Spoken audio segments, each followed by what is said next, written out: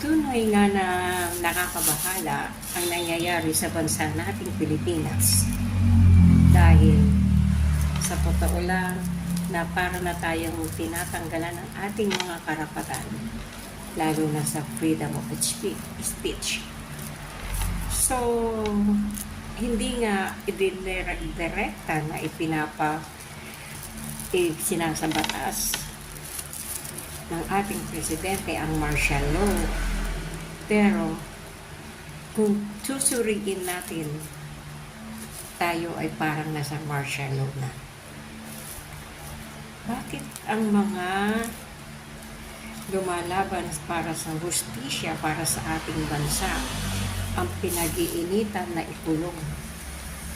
Bakit na ang mga nagpapahayag ng totoong saloobin at damdamin na nakikita sa ating bansa ay pinagbibintangang fake news? Sino ba ang fake news? So, hindi tayo mga bobo at tanga para hindi natin tunay na masuri ang tinatakbo ng ating gobyerno sa ngayon. Bakit nga ba ako ay maka-Duterte? Maka-Duterte ako dahil nakita ko sa ating former President Duterte ang malaking pagbabago para sa ating bansa. Hindi totoo na lahat ng patayan noon about judicial killing for the drug war ay kay Duterte lahat. Hindi totoo yun.